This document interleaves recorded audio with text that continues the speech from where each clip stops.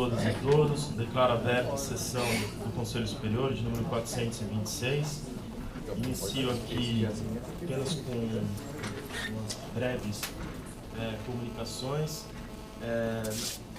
Na verdade, é apenas um único comunicado, falar um pouco, e até acho que um pouco do desencontro aí de informação e até uma falha ocorrida aí na própria administração por conta da distribuição do kit que foi entregue aí a todas as unidades, né? Era um processo que já tinha sido aberto desde 2013, uma ata de registro de preços, onde foi então feito esse kit. No início da nossa gestão houve a homologação dessa ata e agora acabou tendo a distribuição do kit. Ela não foi precedida de um comunicado, o que aí uma falha mesmo da administração, e talvez até hoje, no final do dia, a gente consiga explicar a utilização desse kit, que assim como ele tinha sido já feito, pensado também com kit de primeiros socorros, ele foi distribuído às unidades e não é para utilização de oficiais, não é para utilização de servidores, não é para utilização dos defensores, mas é um material para que fique disponibilizado para que pessoas com perícia, que saibam utilizar, mesmo com a vinda muitas vezes de primeiros socorros e a própria presença até mesmo do SAMU, possam fazer utilização. Então, a gente vai enviar um comunicado agora para todos os coordenadores e para todos os diretores técnicos, apenas para que guardem esse equipamento num lugar reservado, para que, no caso, para que seja feita a utilização, ele seja utilizado. Então, toda essa recomendação, todas as orientações vão ser enviadas provavelmente até hoje, ao final do dia. A comunicação sobre, a Franciana até me indagou aqui, sobre o diretor da escola. Eu conversei com o Danilo, que está à disposição para vir aqui conversar. Ele falou comigo hoje, excepcionalmente ele não poderia comparecer porque ele está sozinho aí na IDEP, está tendo um curso de recepção aqui dos novos, dos colegas do sexto concurso. Ele está aqui embaixo, ele está participando desse evento, e ele que está conduzindo, ele que está participando da mesa, mas disse estar à inteira disposição para vir aqui nas próximas sessões para fazer todos os esclarecimentos necessários aqui para o Conselho. Acho que de comunicação eu tinha essas. A gente tem 4 pessoas inscritas. Eu vou chamar a primeira inscrita, a doutora Bruna Rigo, do Núcleo da Infância e Juventude. Bom dia a todos e a todas aqui presentes. O Núcleo da Infância e Juventude, através dos seus colaboradores, comparecem na data de hoje, aqui nesse Conselho Superior, para nos manifestarmos acerca de um processo que aqui tramita, sob a relatoria do Dr. Luiz Eduardo, que trata sobre a criação da Coordenação Regional da Infância e Juventude. Pela informação que tivemos, esse processo ainda não vai ser votado na data de hoje, até porque fizemos um aditamento, fizemos umas alterações nas atribuições, e dessa forma o voto ainda não está pronto. Mas nós estamos nos utilizando dessa oportunidade para comparecer hoje aqui e para tecer alguns esclarecimentos da importância que a criação dessa Coordenação da Infância e Juventude tem para os usuários da Defensoria Pública, e não unicamente para crianças, adolescentes e mães defendidos pela Defensoria Pública. Primeiramente, é importante salientar que o cargo da criação, o cargo do coordenador da Infância e Juventude, ele se assemelha muito ao cargo já existente na nossa instituição, que é o coordenador da Vara de Execuções Criminais, o coordenador da VEC. Nesse sentido, o coordenador da Infância e Juventude não terá novas atribuições. As atribuições desse coordenador já são atribuições no sentido de atuar na infância e juventude. Essa coordenação da VEC, ela vai o coordenador da VEC ele vai existir em cada uma das regionais onde já existe defensoria pública. Dentre as várias funções desse coordenador da VEC, depois eu vou dividir a palavra com outros colaboradores do núcleo para que possam explicar, eu vejo como o mais importante deles é ser uma ponte entre o núcleo e as regionais. A ideia de facilitar o debate, o fluxo de informações é a que baseia a criação dessa coordenação da infância e juventude. Como se sabe, as atribuições da Defensoria Pública, especialmente na área infracional, no que tange as visitas de atendimento, vêm sido questionadas, infelizmente, né? Nossas prerrogativas quanto às atribuições de visitar a Fundação Casa, de fazer inspeção na Fundação Casa, vêm sido questionadas, e a gente entende que com a criação dessa coordenação, nós poderíamos uniformizar todo o atendimento da Defensoria Pública nessas unidades de privação de liberdade. Inclusive, existe uma PA aberta no Núcleo da Infância que trata sobre as visitas de atendimento na Defensoria Pública, e essa figura desse coordenador da infância tem suma importância dentro dessa deliberação que vai ser apresentada. Na medida em que verificamos que quando existe, por exemplo, licença maternidade, várias unidades da Fundação Casa deixam de ser visitadas, né, porque a gente não consegue ter esse controle. Quando existe afastamento por saúde do defensor que atua na infância e juventude, existe um risco muito grande dessas unidades deixarem de ser visitadas.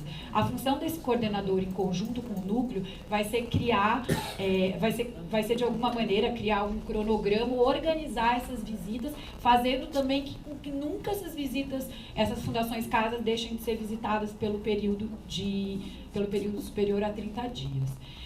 Também é importante deixar claro que com a política do Mães em Cárcere, do atendimento jurídico às mulheres presas, o Núcleo da Infância e Juventude precisa de alguém dentro das regionais que possa responder diretamente para esse fluxo de informações que se faz necessário, e nós vemos na figura desse coordenador a pessoa ideal para que nos auxiliem, inclusive na busca de informações em comarcas contíguas, onde não existe, ou comarcas próximas, onde não existe a atuação da Defensoria Pública. É também muito importante salientar que no estado de São Paulo tem uma demanda muito reprimida de atendimento de adolescentes em comunidades terapêuticas. Nós não conseguimos nos debruçar ainda sobre esse atendimento, infelizmente faltam até informações de onde ficam essas comunidades terapêuticas, e nós entendemos e colocamos na deliberação que trata sobre isso uma função de auxílio do coordenador da infância, para que ao menos no início nos ajude a mapear onde estão essas comunidades terapêuticas. Então as funções são as mais variadas. Eu entendo como imprescindível a criação dessa função de coordenador, e me pergunto como que até agora não foi criada, porque a coordenação da VEC, que tem uma função muito semelhante, existe desde 2008, e hoje, para os colegas que atuam em VEC, é impensável a atuação da vara das execuções criminais sem essa figura do coordenador da VEC. E somente para finalizar, pelo cálculo que nós fizemos, para o número atual de defensores que atuam na infância e juventude, seria necessário não mais que 25 coordenadores de VEC. Obrigada. Chamar o próximo inscrito, o Dr. Bruno César, também do Núcleo da Infância. Vou pedir apenas para os inscritos a gente observar o tempo de 5 minutos para falar. Bom dia a todas e a todos, cumprimento a todos os conselheiros. Gostaria de reforçar as palavras da Bruna.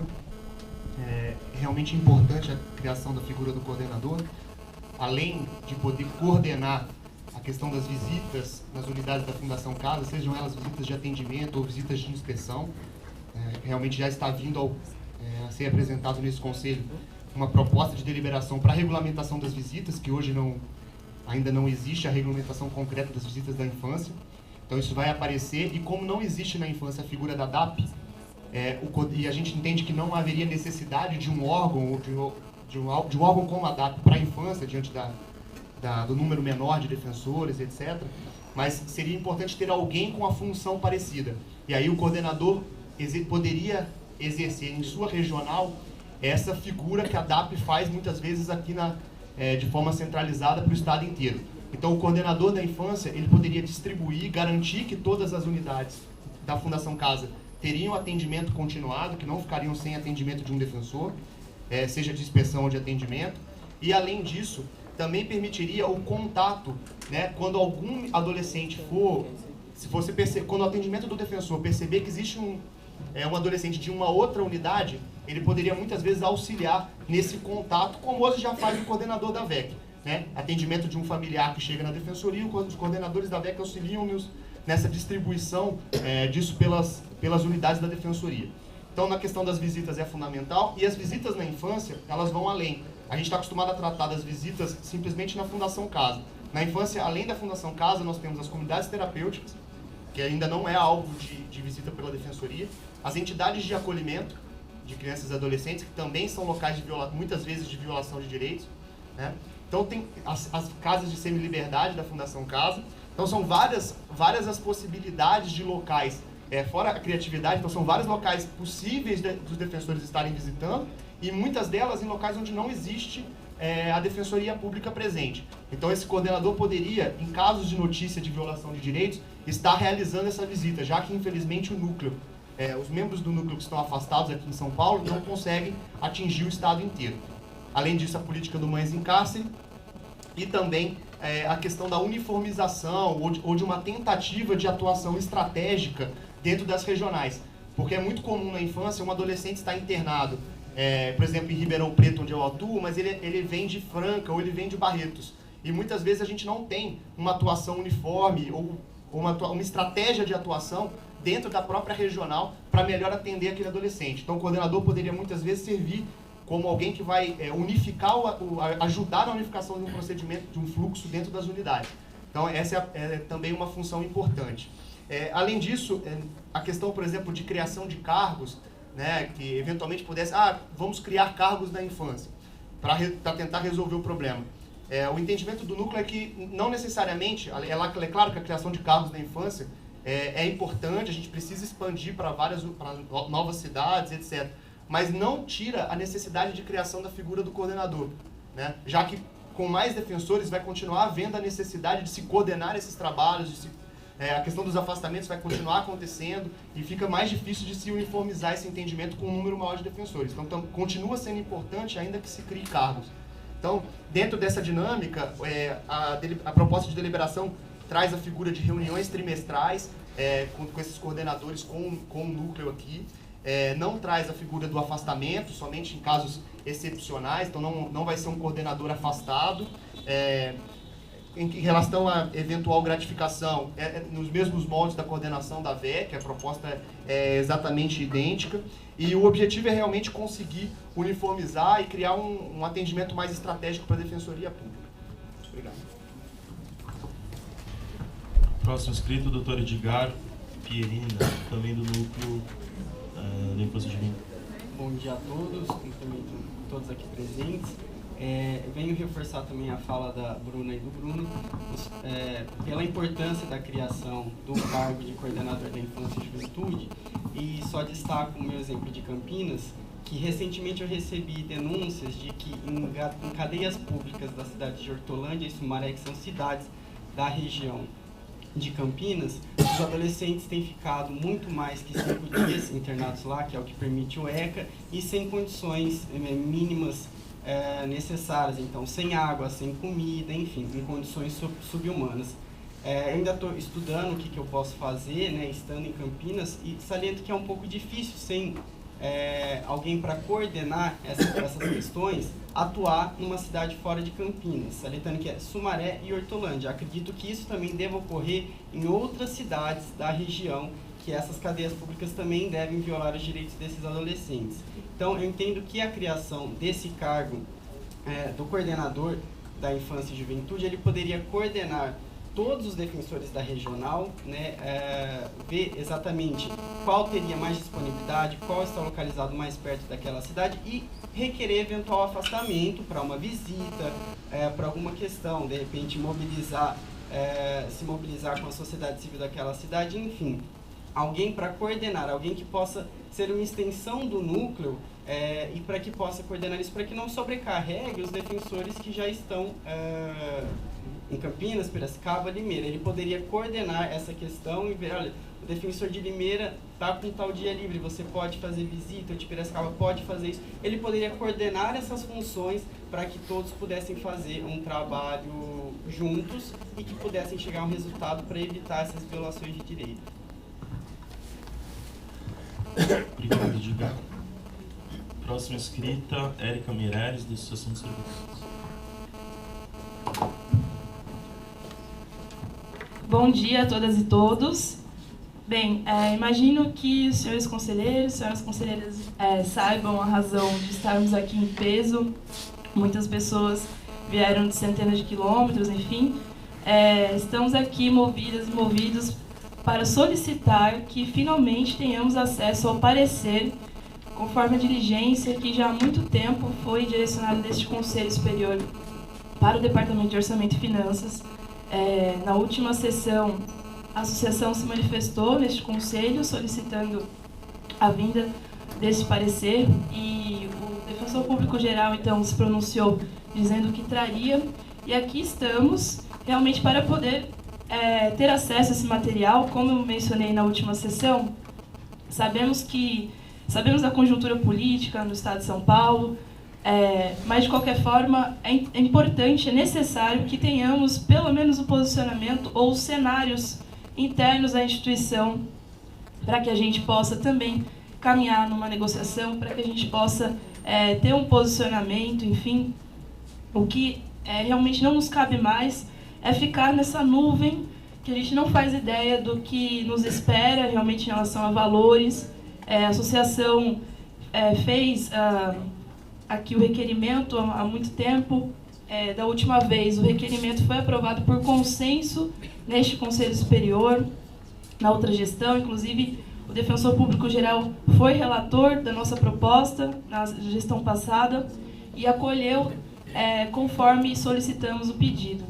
Então, na verdade, aguardamos que novamente isso aconteça, que esse Conselho Superior aprove, que não tenhamos rejeição interna à instituição, que se os valores forem contestados, que não seja por uma análise interna à instituição, que a gente consiga se projetar, se organizar da melhor forma para atender finalmente uma valorização digna do quadro de servidores e servidoras da instituição.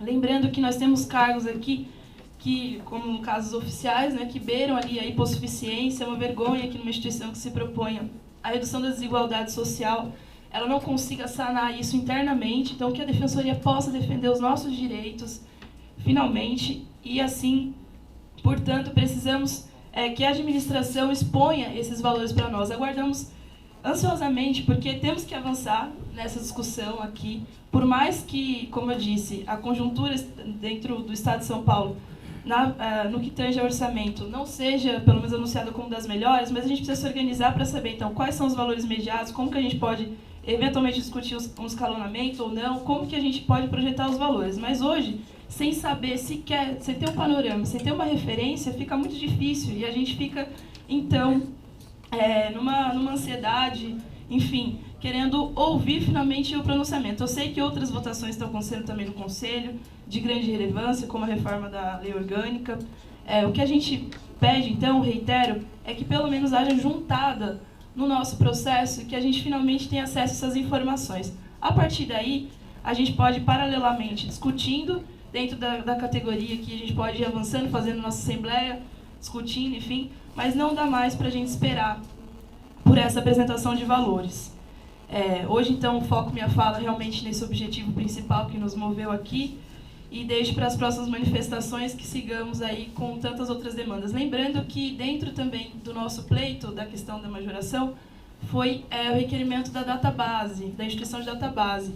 Afinal, tanto o Tribunal de Justiça quanto o Executivo já tem essa previsão. O Tribunal de Justiça pagou no dia 1º de março, então a gente também quer a instituição disso. Afinal, a gente sabe que todo ano é essa reorganização, que muitas vezes, no caso, se a gente conseguir pelo menos ter uma estruturação do nosso salário, a gente pode começar a trabalhar com a correção inflacionária. Agora, todo ano a gente fica nessa mesma movimentação. Na verdade, ano passado não foi possível, no eleitoral.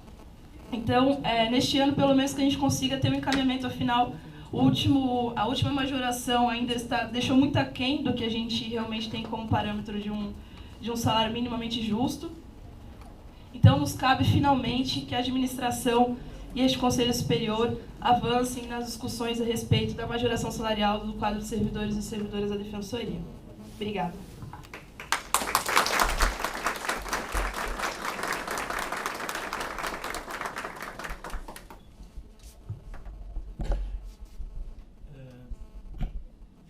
Antes de passar a palavra para os conselheiros, sobre assuntos diversos, sobre as manifestações do Núcleo da Infância, né, acho que são muito boas, acho que enriquece. A Bruna falou que teve até um aditamento aí do pedido, está sob a relatoria do Luiz Eduardo, então a gente precisa mesmo enfrentar essa questão, né, da mesma forma como tem também da coordenação dos núcleos do núcleo de habitação, que a proposta está com a sua relatoria? Não. Está com o pedido de vista do Bruno, né, do Napolitano. São questões, então, que a gente precisa enfrentar.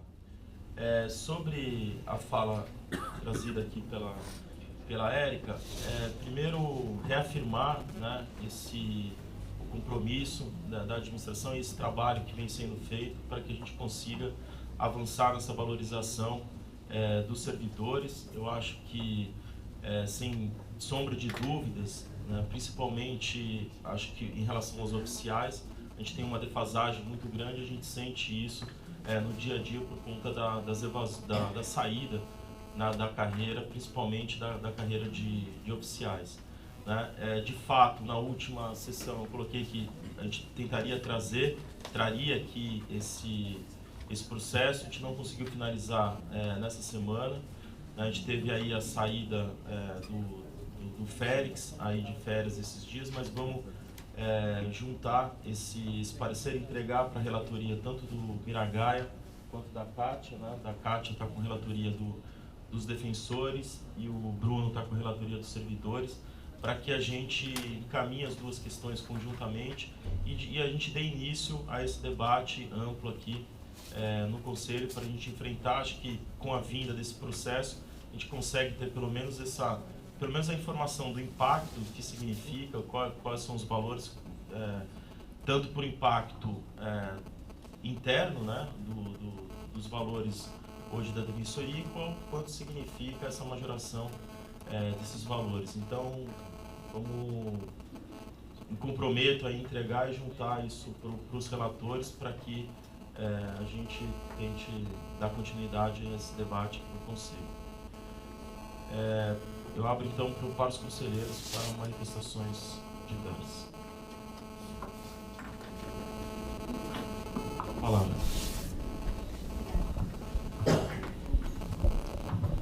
Bom dia a todos, todas. Espero que a nossa reunião de hoje seja bastante frutífera, agora nos debates e depois no enfrentamento da pauta. Em relação ao comparecimento do Núcleo de Infância e Juventude, nas minhas visitas convencionais, é uma questão que emerge realmente das conversas com os defensores que atuam na infância e juventude, e concordo com todas as colocações que foram trazidas aqui, e gostaria só de fazer um destaque positivo na fala do Bruno, quando ele menciona a importância das visitas às entidades de acolhimento. Quando se fala em infância, a gente acaba sempre concentrando um pouco mais na área infracional.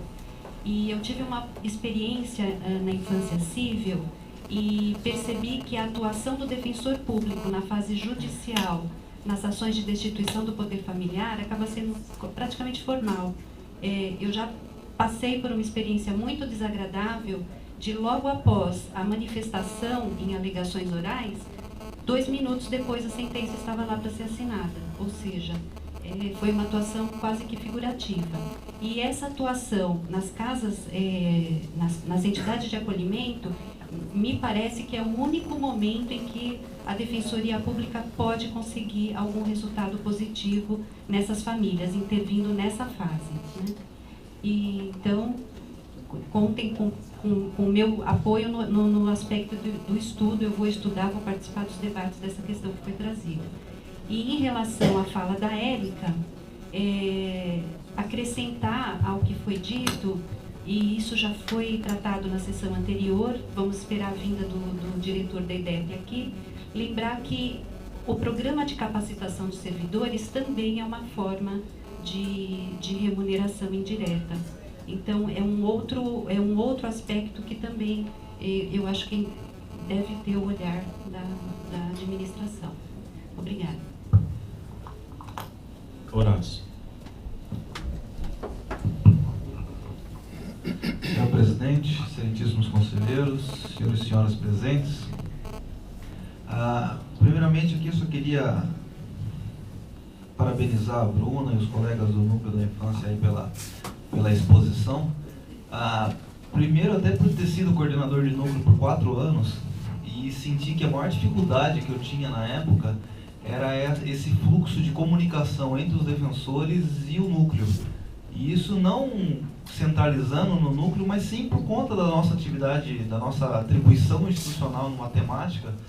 E quando a gente não tem informação, muitas vezes fica acéfala aquela tentativa de atuação coletiva, aquela tentativa de atuação articulada, e essa falta de comunicação sempre é um empecilho muito grande que eu sentia quando eu estava à frente da coordenação. Então, a gente vai aguardar aí os debates nesse colegiado aí para a gente poder aprofundar bem o tema aí e torcer aí para que tudo dê certo.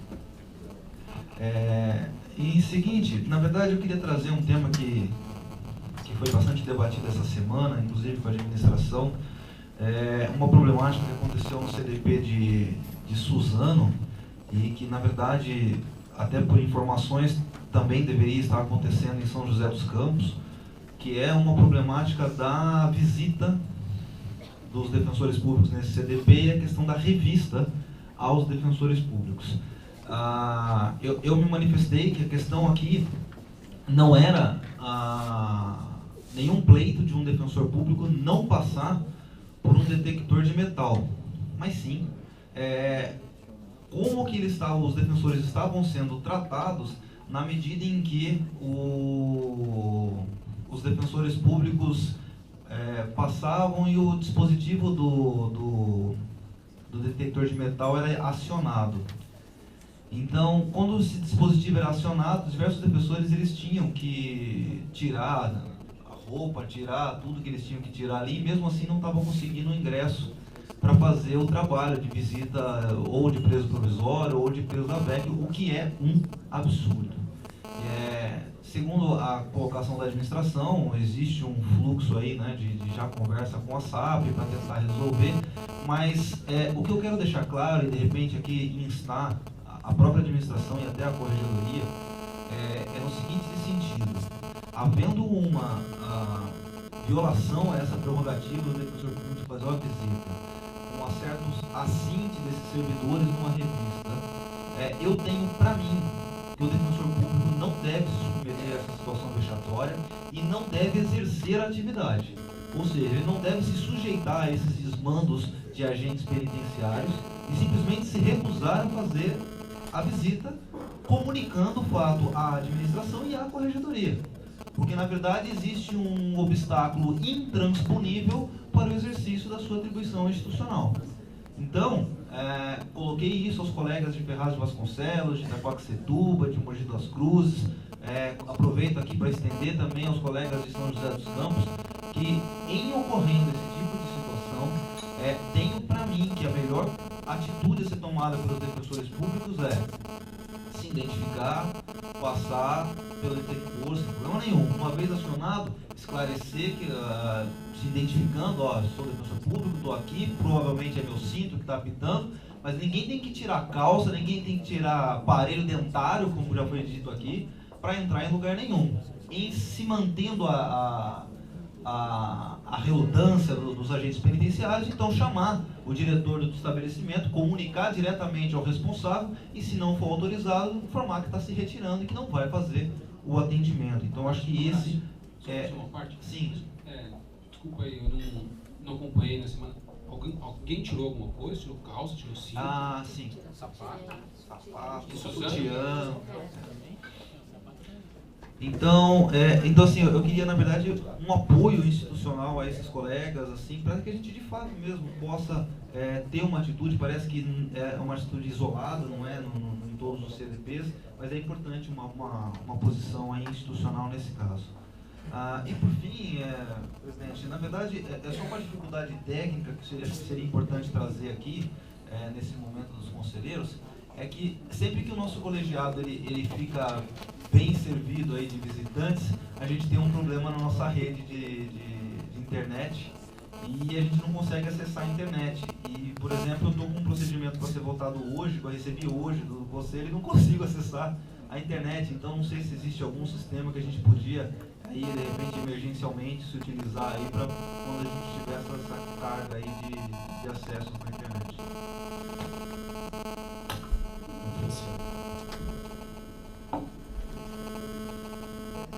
Bom dia a todos. Eu queria cumprimentar os colegas que estão aqui na plateia, que vieram trazer as demandas. E queria aproveitar a fala, dizer para os colegas da infância que todas as visitas que tenho feito, tenho recebido realmente muitas reclamações a respeito da dificuldade de atuação. Não só a dificuldade pelo volume de trabalho, mas pela questão até das prerrogativas mesmo, que os juízes não conseguem entender.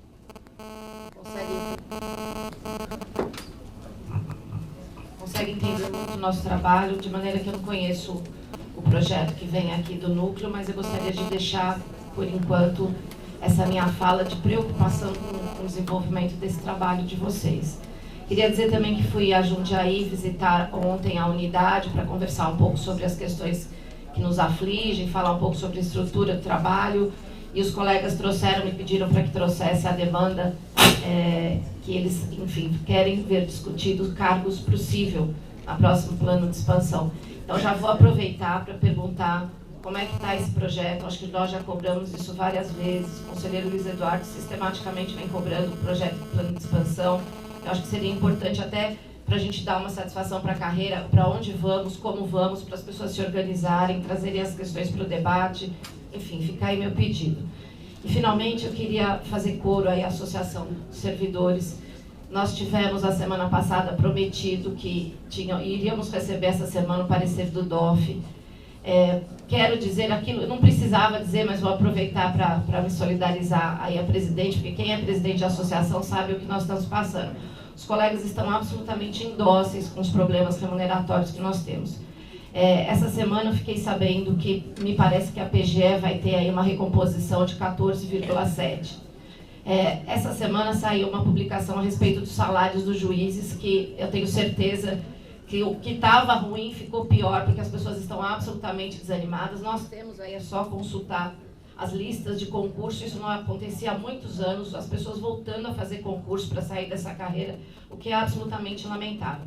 Eu falo como a Érica, sei do empenho dessa presidência para que essas questões andem, sabemos das dificuldades, mas realmente acho que a situação está chegando num limite que as pessoas não suportam. Eu não ouço outra coisa. Quando vou para as reuniões, os colegas sistematicamente têm me cobrado. Eu tenho dito que a PADEP tem falado, a PADEP tem trazido pleito. Hoje, eu estou, presidente, muito, não vou dizer chateada, indignada. Eu acho que nós temos 3 pessoas afastadas, ou pelo menos parcialmente afastadas na IDEP.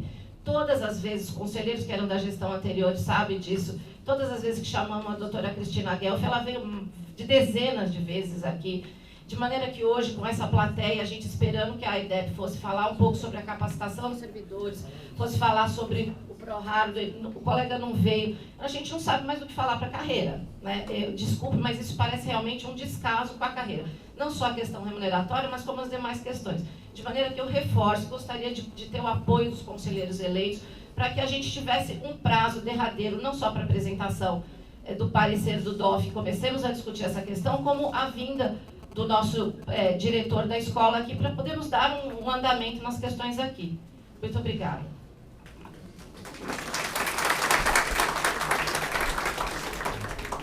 Próximo inscrito, Luiz Eduardo. Bom dia a todos. Eu tenho bastante coisa para falar hoje. Vou tentar trazer em ordem de preferência, levando em consideração a presença dos colegas que falaram no momento aberto. Depois eu passo para outros temas que eu entendo relevantes. Inicialmente, com relação à coordenação da infância, eu já estudei o caso de uma certa primeira vez. Com esse editamento eu dei uma olhada novamente. Confesso que não finalizei o voto porque tivemos outros votos na sequência, mas essa semana, se a coordenação estiver à disposição, eu me reúno com vocês e a gente encerra, já mostro o voto no sentido que eu acho razoável e também eu acho que vai muito próximo ao que vocês defendem também. Eu acredito que a atuação é relevante, tem previsão de prioridade na Constituição, então acho que é sim um momento de a gente estruturar melhor uma forma de fluxo de informações e atendimento na área da infância e juventude. Algumas pequenas questões ainda eu tenho de dúvida, mas aí acho que numa reunião, se vocês estiverem à disposição nessa semana, a gente pode se acertar e na semana que vem eu apresento o voto, se for possível, no colegiado. Mas eu acho que nesse sentido que eu vou encaminhar, já tinha uma ideia, até já tinha externado a Mara e a Bruna, que sou simpático até a tese. Pedi no primeiro momento só que fossem consultados os colegas da infância que atuam, fiz esses questionamentos, porque me parece também que é razoável que quem atua seja ouvido, aí isso parece que foi feito. Então, acho que a gente se reunindo nessa semana, a gente encerra, constrói o voto e o voto fica pronto. Aí depende um pouco mais da logística do colegiado, mas no que for possível, é isso que eu tenho para encaminhar para vocês. Agora, com relação aos colegas da Associação dos Servidores, e aí o pleito no qual foi endossado pela presidente da Associação dos Defensores, eu acredito também que nós temos que tomar alguns passos mais enérgicos, pelo menos mais concretos, na visualização de algum fim, né?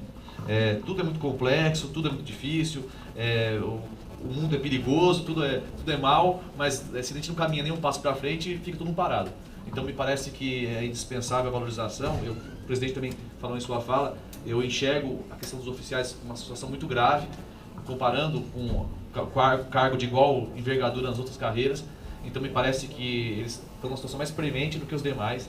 Então eles, da minha forma de ver no primeiro momento, merecem um socorro mais imediato. Talvez a gente vai ter que estruturar isso de uma forma, na minha forma de ver, melhor, mas isso é a opinião de cada um, aí não tem como fazer. Eu acho que eles estão numa situação mais difícil. Eu acho que a gente tem que tentar acelerar esse processo o máximo que for possível, para que o tempo não passe e as pessoas desanimem das suas próprias atuações, dos seus próprios trabalhos, dos seus próprios dia a dia. A questão remuneratória num trabalho não é a principal, é mentira de que as pessoas trabalham só por dinheiro, mas é sim um componente importante. Ninguém trabalha com a cabeça tranquila com os credores na porta de casa. Então eu acho que todo mundo quer viver bem, todo mundo quer ter uma condição legal de trabalho, todo mundo quer ter uma condição boa de salário. Eu acho que o pleito de vocês é legítimo, só acho que a gente tem que tentar encontrar aqui um equilíbrio razoável, mas eu acho também que o tempo disso está chegando, acho que já chegou.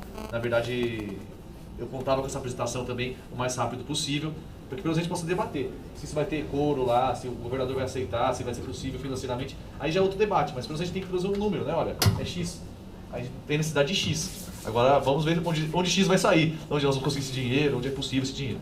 Tá bom? Então, como disse a vocês, eu iria começar por essas duas falas e vou passar para outras agora. Inicialmente, senhor presidente, eu nem iria falar sobre um tema que Vossa Excelência mencionou, que é relacionado a esse tal kit parto aí. Nós não recebemos comunicação nenhuma do que fosse o destino disso. Eu fiquei até pensando que no começo era uma brincadeira. Quando começaram a falar para mim que as regionais receberiam um kit parto que era munido de soro, bisturi e atadura, eu falei, não é sério esse negócio. Aí me falaram que isso é verdade, que os kits chegaram aos regionais, chegaram até a circular foto do kit por aí. Aí eu falei, não é possível que isso seja verdadeiro. Como Vossa Excelência esclareceu, a aquisição ocorreu na gestão anterior, parece que em 2013, salvo o menor juízo, como Vossa Excelência mencionou, mas eu não consigo entender num cenário que se discute tanto falta orçamentária, que se faça a aquisição de um bem tão supérfluo. Eu sou defensor há 8, 9 anos e eu nunca presenciei um parto na minha vida regional. Então, assim, é bastante tempo de trabalho. Então, ainda bem, né? E também se presenciar, graças a Deus, a minha unidade está localizada ao lado do hospital. É só dar um tchauzinho e desaparece. Então, acho que não é necessidade de de aquisição de equipamento, na minha forma de ver. Talvez existam outros elementos que eu não conheça. Por exemplo, pode ser que exista uma lei deixando expressa a aquisição de tal equipamento. Pode ser que seja possível, mas tem tantas leis por aí que nós mesmos não cumprimos. Começa pela nossa obrigação principal, que é dar assistência jurídica integral e gratuita a todo mundo. Todas as pessoas que nos procuram. E temos inúmeras unidades que não têm atendimento ainda. Inúmeras comarcas que não têm atendimento. Então, vamos, na minha opinião, nos focar no nosso principal. O acessório é o acessório. Nosso trabalho não melhora nem piora com a presença de um kit parto, na minha forma de ver. Então, vamos tentar fazer uma visão mais econômica de dinheiro para que seja possível essa construção. Agora, outro assunto que eu quero falar, senhor presidente, é com relação às visitas aos presídios, aos presos, e toda essa temática que de certa forma foi falada hoje, bilateralmente, mas é uma atuação que eu acho que requer uma energia nossa. Eu tive contato com um colega que está brigando muito contra as visitas vexatórias, para saber como está sendo feito o encaminhamento, para ver se era possível replicar esse modelo das unidades da defensoria e tal.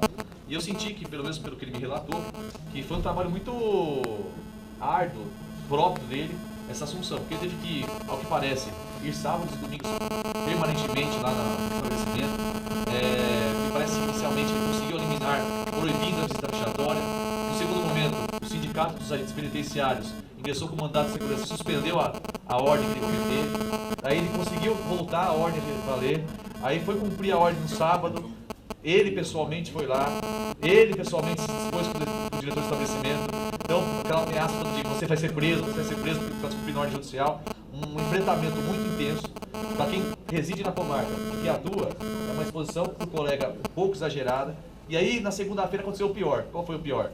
O GIR, que é o Grupo de Operações Especiais da Sistema Penitenciário, foi no estabelecimento, fez um peite fino lá e disse que tudo que foi encontrado de ilegal se decorreu do fato das visitas vexatórias não teriam ocorrido anteriormente. Então, como sábado e domingo não foi feita a visita vexatória, na segunda-feira eles encontraram um monte de coisa e falaram: olha, esse monte de coisa que eu encontrei é fruto da não ocorrência de uma visita vexatória.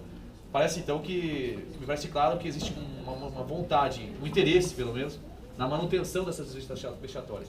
Algo que já tem lei, já tem determinação, nós atuamos nos presídios, eu presencio isso todos os dias, na verdade, todas as pessoas que fazem visitação nos estabelecimentos prisionais de onde eu trabalho sofrem isso, e na verdade eu me sinto um pouco atado. Na verdade eu não tenho nem energia para fazer o que o colega consigo fazer, que é ingressar com mandato de segurança individual, vencer os mandatos de segurança, propor uma ação coletiva, vencer a ação coletiva, ou pelo menos liminarmente. É um esforço muito grande, e eu acho que a Defesa Pública tem que encampar essa bandeira de uma vez por todas. Se é interesse da instituição, me parece que é, porque está decorrente de lei. Hoje a gente não tem mais, será que a pessoa deve ser submetida ou não? Está na lei. É uma compra que nós vamos ter que fazer. Ir aos presídios, simplesmente como eu vou hoje, de atender lá 10 presos de 2.000, para falar para eles: olha, seu benefício vai demorar 6 meses, é um pouco menos eficiente do que isso que ele está fazendo. Então eu acho que o que ele tem feito é louvável. Eu acho que a gente precisa se estruturar para repetir esse modelo. Ou seja, identificar regional por regional, eleger quais serão abarcadas por um projeto de expansão dessa ideia e colocar isso em prática para ontem. Para ontem. Isso é uma instituição que vai fazer diferença. A gente precisa fazer isso. Reunir os defensores de VEC. Eu, por exemplo, não me recordo da última vez que os defensores de VEC se reuniram para debater qualquer assunto. Isso não tem acontecido na carreira há muito tempo. Então eu fico tocando de um lado, o outro toca de outro. Puxa, então, o gancho para a louvável iniciativa do Núcleo da Infância, que pelo menos deixa claro que trimestralmente vai ter que haver reunião entre os coordenadores para que eles possam coordenar suas atuações, mas hoje eu acho que isso na VEC pelo menos não tem ocorrido. Nós colocamos um defensor público em cada uma das instituições criminais, pelo menos na maioria delas, só as novas que nós não conseguimos cobrir, mas a gente não conversa entre eles. Não há uma conversa, um diálogo entre si para saber o que fazer, como não fazer. Então, não é mais uma crítica à administração, é mais um projeto a seguir. Vamos seguir, dar início a um outro projeto. Não é falar: olha, não, eu acredito que devemos remar nesse sentido. Então, acho que essa questão é importante. Puxo o gancho já, senhor presidente, para uma outra preocupação que diz respeito ao DECRIM. Eu até tive contato com o pessoal da 2ª Subdefensoria Pública, porque nessa semana foi criado o DECRIM 1, que é o DECRIM da Grande São Paulo. E, por questões óbvias, envolve um número grande de processos, porque é toda a VEC da capital, mas a Grande São Paulo tirando uma outra cidade. Nós fomos comunicados da criação desse DECRIM no dia 12, que foi sexta-feira.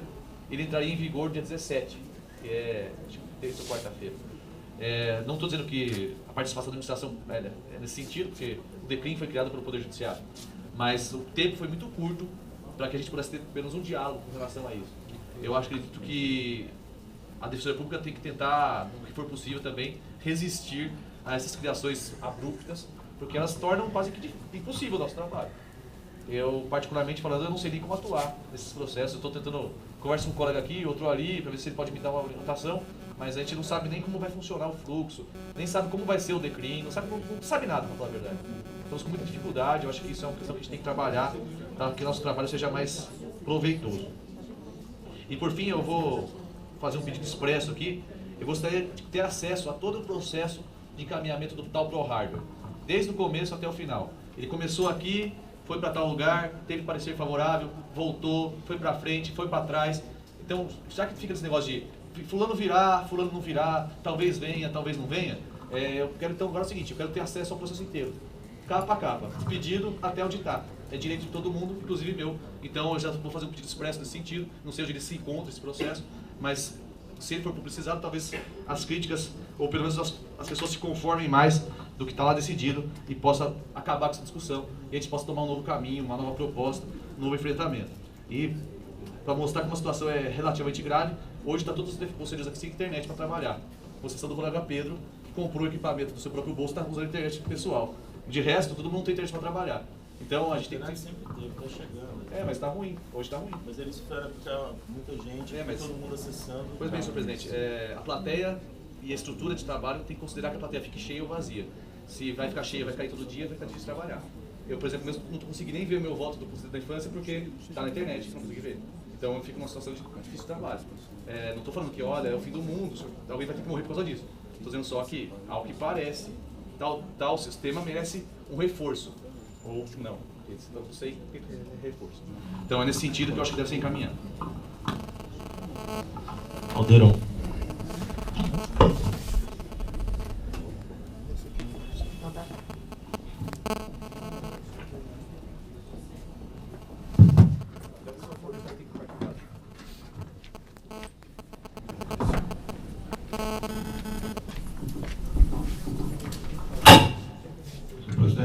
Bom dia a todos os conselheiros e conselheiras.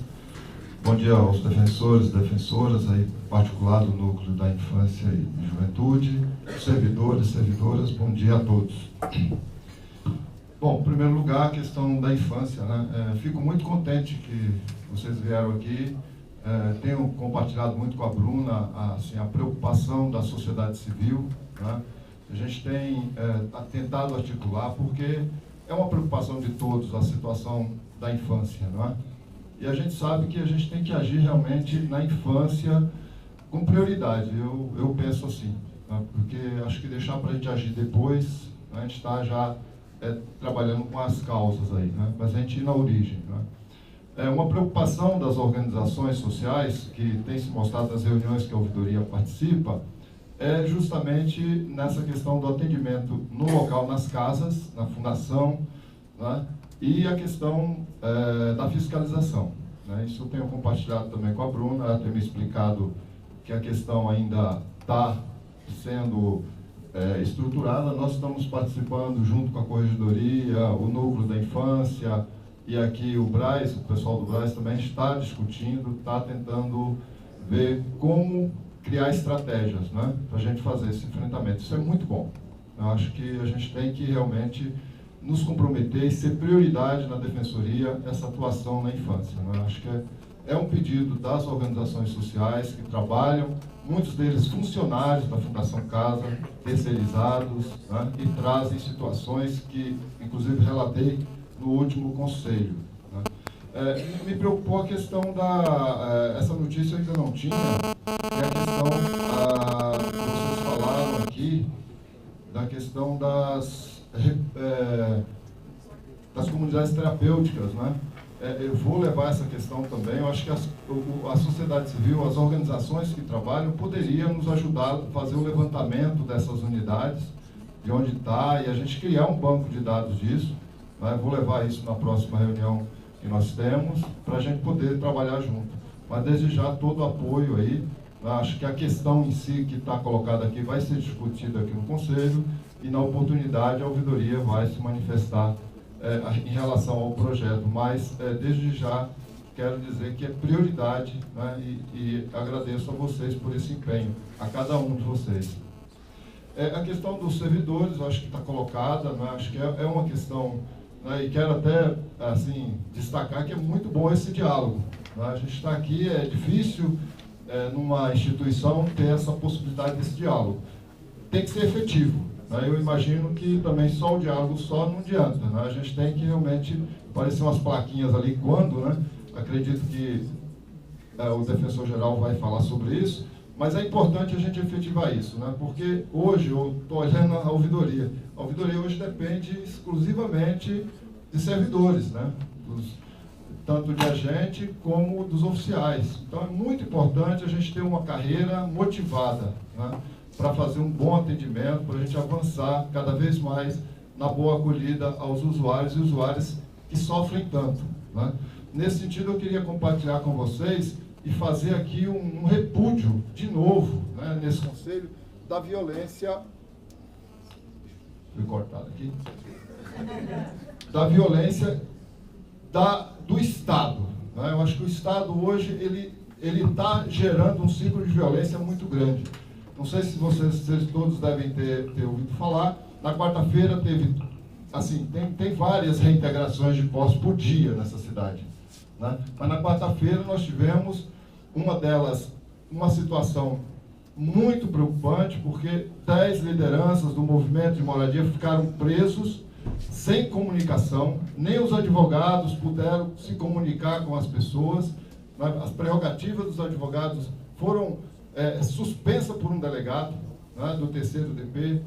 Então, uma situação realmente que a gente precisa ficar muito atento, né? De novo, essa violação nas reintegrações de posse. Em outra reintegração, a polícia militar e a GCM chega sem nenhum mandato judicial, por ordem do subprefeito, chega lá para retirar as pessoas, e mais uma vez o advogado, a Juliana Vance, também teve as suas prerrogativas assim, não aceitas, né?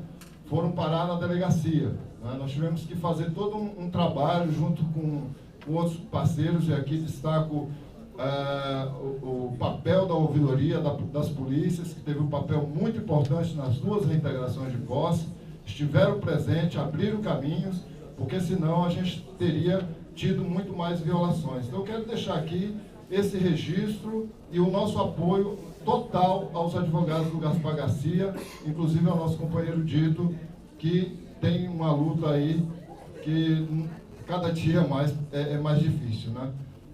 Nesse sentido, eu queria também compartilhar com os colegas, e já termino, sei que hoje está muito corrido, mas eu queria compartilhar que na quarta-feira tivemos reunião do Conselho Consultivo, a primeira reunião do novo Conselho Consultivo, né? Dentre os temas, e aí eu trago aqui, foi uma experiência maravilhosa. A primeira reunião que nós tivemos já com o surdo, com a tradução, a interpretação, foi assim muito boa, né? E trago uma preocupação, né? Primeira preocupação é que nós tivemos que fazer uma vaquinha para pagar o intérprete, né?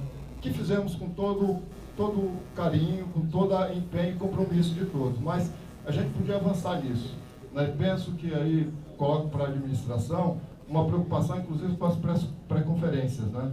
Que esse conselheiro, inclusive, assumiu estar presente em algumas pré-conferências, né? Então seria muito importante a gente, claro que a comissão ainda vai se reunir, mas desde já eu coloco essa preocupação da gente ter intérpretes, né? Principalmente de Libras, né? nas pré-conferências, e acho que esse conselho também poderia ter. Claro.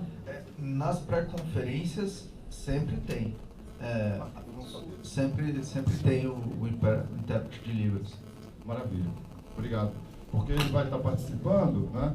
E acho que a gente tinha que depois descobrir um caminho tanto para o intérprete, para o Conselho Consultivo, como para esse conselho também. Eu sei que diante de tantos desafios, né, mais um, mas a gente faz esse enfrentamento aí. Obrigado a todos aí pela possibilidade da palavra. Bruno Napolitano.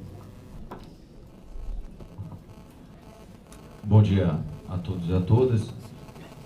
Queria passar 2 informes, depois comentar algumas falas. Inicialmente, informar que foi aberta inscrições para a atuação no juizado especial do torcedor itinerante, que acontece em eventos futebolísticos da capital, assim como nas cidades de Santos e Campinas.